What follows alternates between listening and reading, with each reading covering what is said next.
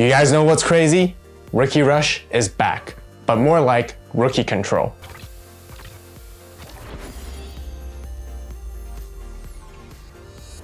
Okay, so for the first game, we're going to be playing against Digimon, which is definitely one of the most hyped decks in BT14. A lot of people are playing them. But anyways, let's just jump into our hand and sort of what we're seeing. We're definitely not going to mulligan because ideally we really want to see Louis alongside with a red rookie, and we are going first. So we have a very, very good first turn play right here. Of course, we're just going to Digivolve. And it just makes sense to put the Louis down immediately and sort of establish as much momentum as possible. At the end of the day, you are playing Rookie Rush, so you do want to utilize and have bodies on there as quickly as possible, being a perfect play. Louis letting us push out the Gaussmon that we just Digivolved into and gain a memory because of that to give them as little to work with as possible. And immediately we just hatch the next turn and continue and do the same thing again, finding ourselves the Gilmon, which gives us a lot of draw power, which is great. And all we have to do is really just play around the memory gauge and give them as little to work with as possible. And we just want to set up our board to sort of start floodgating them. The reason I didn't swing with the Gaussmon, which I could have, so that I could draw with Koromon, is just in case if they do play Wisdom Training and we want to stop their Wisdom Training, we want to stop their tracks, we want to slow them down. You know, rather than just playing Rookie Rush, you want to be switching gears between Rookie Control and Rush at the same time. There are cards that you do want to utilize to attack as much as possible, and there are ones that you just want to save up just in case it might be helpful here. We got a lot of memory to work with too. We're just gonna go in and swing with Gilmon right away so we can draw two cards, one for Gilmon, one from the Koromon egg, which is fantastic. And we found ourselves another red rookie so we can just Digivolve into at the back and just continue here. At the same time, we are controlling the board, which is why I was considering and end up playing the Atomic Megaloblaster here to get rid of the stack. It looks like they're trying to find their pieces. They're not really able to just at the moment, so we definitely should capitalize as soon as possible because this deck is very good in the early game. If you're able to control and slow down the opponent, especially when it comes to the Digimon matchup, and not let them find their pieces or maybe slow them down so that, you know, it takes them a longer time to actually rack up everything that they need for resources, we can potentially just take down a lot of their security. And even when they do get to that late game combo, it wouldn't really matter anyways, because we have a lot of floodgates to stop them, which prevents them from playing things. Here they just probably decide to sort of play more AGs in the end just because they want to sort of like establish more memory. That's an alternative way, which really forces them to play very awkwardly rather than usual, because I'm very sure they could have played other cards in their hand to help search a little bit more and all that. But at the moment, our board stops any Digivolution reductions. We have Gotsumon that stops anything from hard played as well. And here I just thought, you know, might as well just go ahead and chip away at their security as much as possible and establish this early game advantage as we can, so then we can set up for lethal and go for it for next turn to basically take them out. So this is why I decided to play the Chumon, because we want to stop the memory gain. We also want to make sure that we play another Digimon card, not necessarily that's red, because we want to save the red Digimon cards for Digivolving mostly, but then we play the Pomon to stop them from playing anything via effects. So right now, we're covered all across the board. They can't play Digimon by effects, they can't gain memory, so their full stack combos is immediately just shut off. We have Gaussmon to stop any cost reduction, but doesn't really matter just because they don't have any training boosts at this point. So which is why the prior turn I decided to swing with it anyways, because it's kind of be too late for them. And they really have to try and answer this board, and really what's going to help them is really just going to be Death X really. And Death X, that's the only thing that we can't counter at the moment. If they have it, they have it. It would be nice if we have, like, you know, maybe we should have played the Chikurimon or something like that, or Solarmon, just to stop them from reducing the play cost as well, to shut them off entirely off everything. But I just felt I wanted to play the Pomomon because it felt like they really just need to get into that stack to sort of like Digivolve. And here, because our Gotsumon is suspended as well, so it's very threat and removal. And once they're able to play stuff, then they can still establish some sort of advantage, which is why I put down the two floodgates of the same effect at this current setup here too. Because you guys can see right here, they're very difficult. They even going into Growlmon from EX3, they can pop something for when Digivolving, they can swing over one of them, but there's still technically 3 bodies they need to somehow deal with here. And they don't have a lot of memory to work with because they still can't gain memory off of it. And it's still, you know, Hell Lugamon here is great. They get to pop away the Chumon, they can gain memory back with Analog Youth. They can draw in cycle cards that they need to find. But as you guys can see at the current board state, it's just way too late. There's just absolutely nothing they can do to sort of like prevent this from happening. Really, they just need to rely on security for a potential bomb. That's really it, because all we have to do here now is just push out and just go for it and try to swing for game very quickly, just like that. I'm super excited to let you guys know that the AVAULT store is now live, and this would not be even happening if it weren't for you guys. Thank you all for the support. We got a bunch of awesome stuff for all of you. Plus, everything is 15% off for the grand opening sale, so be sure to check it out.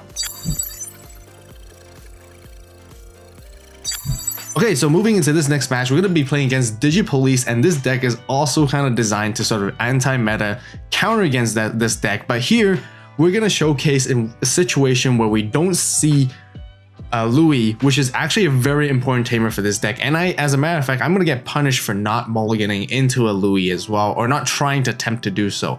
But overall, the idea is that you can sort of counter this matchup very nicely because you can play cards that stop Digivolution reduction, you can play cards to stop memory gain, and especially play cards that stop them from playing Digimon via effects all at the same time. And if you can control that and establish that kind of board, you can stop the opponent from really sort of progressing. But overall, I think the Digipolice is a little bit of a harder matchup for this deck, or I mean, it's a hard matchup for them too, just because it's very piece reliant on our side too, if we can find the correct floodgates at the right moment to play against them.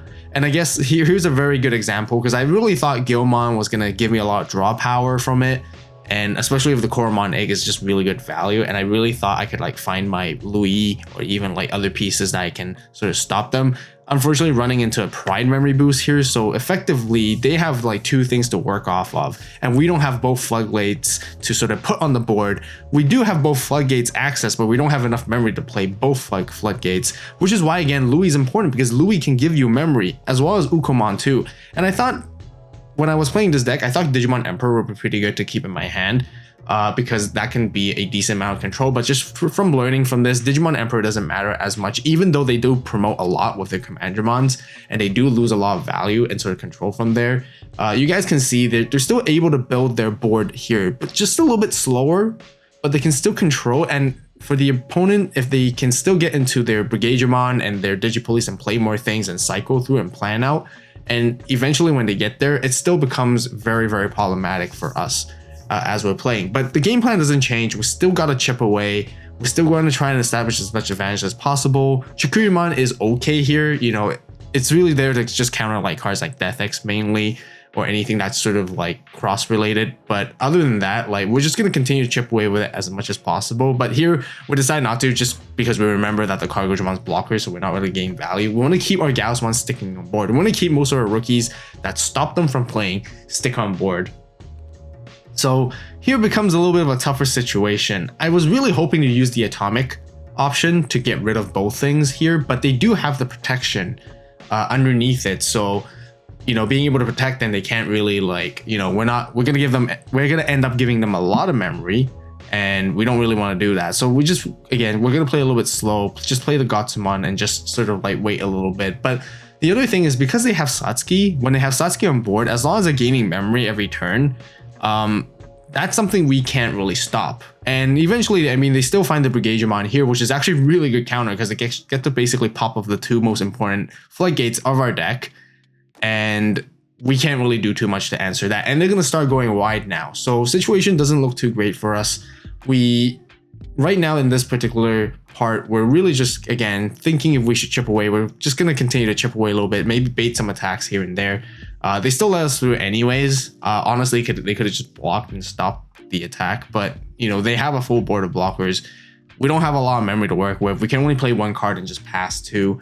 And I just opted in for Digimon Emperor. I do have a Crimson Blaze, which I can pop both those Commandramons if I went for it.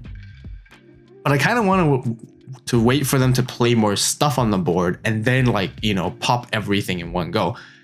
So they do swing into a security. They ran into a Magma Bomb, which is still pretty decent because we do play enough like security bombs that can help us to sort of take out their Digimon and control them a little bit more.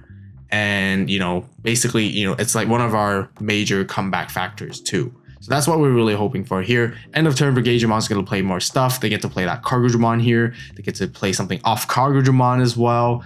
So really, really good. We see a Death X trash right there, so that's pretty good. And we don't want to see that. That's a really hard counter to our deck too, as long as we, you know, if we don't have a Chikurimon basically. So here again, they have just a whole wall of blockers. We only have one memory to work with. And here I'm back in the same situation. Should I go for Atomic or should I go for Crimson Blaze? I think I really want to go for Crimson Blaze just to get rid of like their bodies, and it only costs 2, so we can give them fewer memory to work with, which is kind of nice. I don't want to give them too much memory from Atomic, but that was the major things I was thinking about. But I guess in hindsight, I think I really should have went for Atomic, because I could have popped 3 bodies guaranteed, I think. And even though giving them that much memory, you know, they may not have enough swings for us in the next turn, because now here they have enough swings for sure, and they can just go for it no matter what. So a little bit of misplay on my part there, especially from not mulliganing from Louis, but it's just a very good example and learning experience for you guys to understand what cards you really need to see when it comes to this deck, which is very piece reliant, and you know, every decision, every card you play is pretty vital too, which is somewhat of the most challenging part of playing this particular deck, even though it's supposed to like counter the meta very strongly here. They do end up playing a Numemon off like High Commandermon's effect, even though like Crimson Blaze doesn't allow it, but it doesn't really matter. As you guys can see, the security is not really going to save us here, so they got that game for sure. Okay, so for this next game, we're going to be playing against Mirage Galgamon, and this is going to be a really good showcase of other than just playing as a rookie control type of deck. We're playing Rookie Rush at the same time, and we can actually take down our opponents very, very quickly and establish sort of advantages, especially when they don't see their pieces in lineup. Here we decide to mulligan because, like I said before, seeing Louis is really, really important, and finding Louis is what we're trying to go for, even though the mulligan doesn't guarantee it. If you don't see Louis, you want to see Louis alongside with a red Digimon, so you can always Digivolve and cycle through cards. So we did find ourselves at Ukomon here instead, which is actually quite okay workable instead of rather than just Louis, but it is what it is. So we're just gonna have to go ahead and just try to work with whatever we have. Here, you know, because everything is just like 3 costs, we're just gonna play like as many bodies as we can. We do give our opponent like quite enough of memory. They go for Thomas here too. And for us, you know, it just makes sense to attack as much as possible, especially when we have Koromon as our inheritable egg, so that we can draw more pieces. And very thankfully, like, our bodies are sticking on the board. You know, checking the Thomas, which is a little bit unfortunate because it gives them a lot of value, so they don't have to play it like hard play it themselves. But then we can just go wide here and just pressure immediately and try to force them to do something here, because if they can't bounce and clear our board off of this, then we just have lethal next turn. And it seems like they're trying to draw their pieces. They're really looking for something. And I think they're trying to look for a level 4, which seems to be, you know, the unfortunate side of things of the opponent. But again, this is why I'm going to showcase you guys. After all, this is a Rookie Rush deck too, other than just Rookie Control. If they can't answer our board, we just go ahead and swing as much as we can. We even find ourselves in an Atomic Megaloblaster. So here we can just get rid of their Zudomon Ace and their Galmon, and we get to keep our turn because of Ace Overflow, so being a very value effective play. And we're just going to swing here one by one with every rookie, finishing the game off so quickly, just like that too. So shout outs to Danny G at PPG. If you guys are looking to play some online tournaments, be sure to check out Gaia Force Gaming. Links will be left in the description box down below. If you want to see more BT14 gameplay, be sure to watch this video right here, right now. As always, thank you so much for watching. You guys have a great day, great night, wherever you are. See you next video, and this is AVAULT signing out.